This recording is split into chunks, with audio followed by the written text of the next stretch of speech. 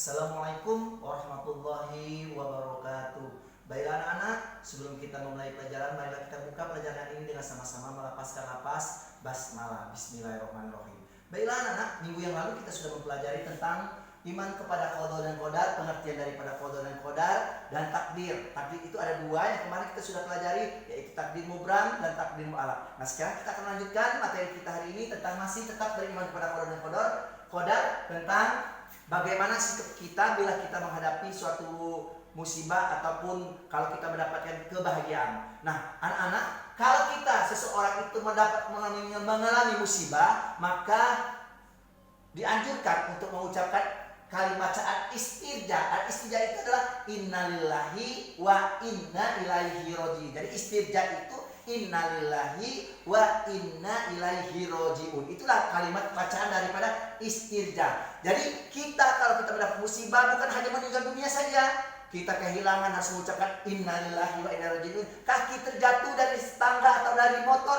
kita mengucapkan innalillahi wa inna ilaihi raji'un. Nah, kalau kita mendapat suatu kebahagiaan, maka kita mengucapkan rasa syukur alhamdulillah dengan mengucapkan alhamdulillah. Nah, sekarang kita lanjutkan lagi.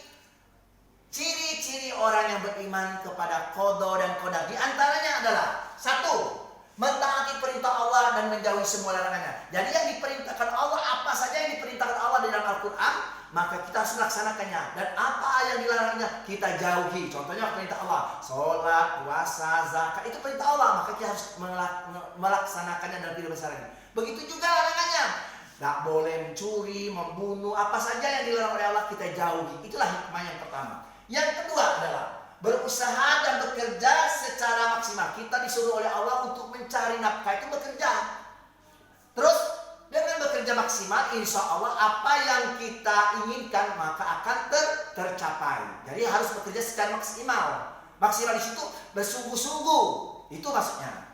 Nah, sekarang yang ketiga adalah bertawakal kepada Allah dengan sepenuh hati. Nah, setelah kita berusaha, maka bertawakal itu maksudnya berserah diri kepada Allah. Setelah kita berusaha, kita serahkan kepada Allah. Berhasil atau tidaknya itu Allah yang memutuskan apakah kita berhasil atau tidak. Inilah salah tiga hikmah beriman kepada qada dan qadar. Sekarang kita lanjutkan lagi, yaitu dalil tentang qada dan qadar. Dalil qada dan qadar ini sebenarnya ada tiga, tapi misalkan ada dua dulu. Yang pertama adalah Quran surah Ar-Ra'd ayat 8. Bunyinya Bismillahirrahmanirrahim, wa kullu syai'in indahu bimaqdar. Artinya, dan segala sesuatu pada sisinya ada ukurannya.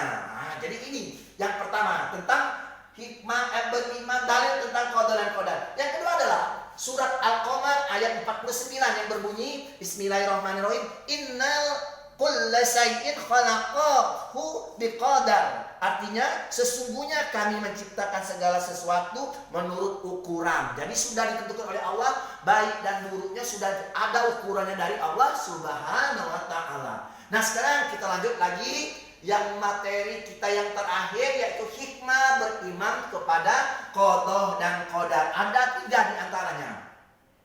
Yang pertama, mendorong semangat kerja. Sekarang sebagai pelajar kita harus semangat dalam belajar supaya kita lebih baik lagi dan lebih pintar lagi, lebih pandai lagi, supaya hasil yang kita dapat akan maksimal.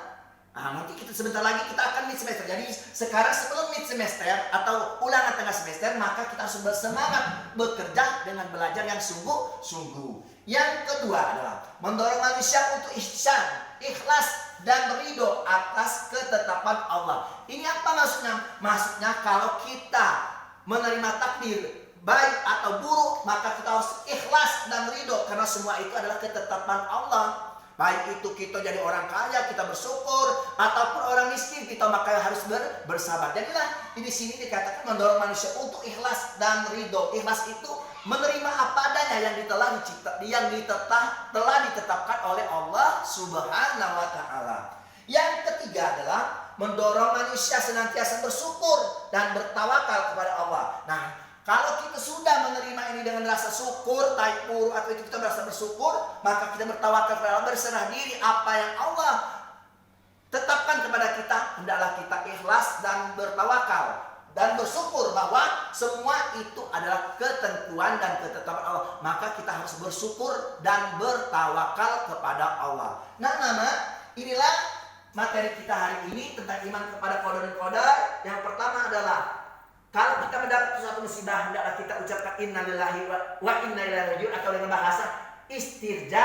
Yang selanjutnya adalah ciri-ciri orang yang beriman kepada qada dan qadar ada 3. Yang keempat adalah dalil-dalil tentang qada dan qadar, surat Ar-Ra'd ayat 8, Al-Qamar ayat 49, serta hikmah kepada iman kepada qada dan qadar. Nah, mungkin ini saja anak-anak yang dapat Bapak sampaikan. Mudah-mudahan anak dapat memahaminya, dapat paham dan dapat belajar lagi di rumah supaya lebih paham lagi. Demikianlah materi kita hari ini. Marilah kita tutup dengan sama-sama melafazkan lafaz Alhamdulillahirabbil alamin. Nah, Bapak akhiri, nasrun minallah wa fatun qarib. Wassalamualaikum warahmatullahi wabarakatuh.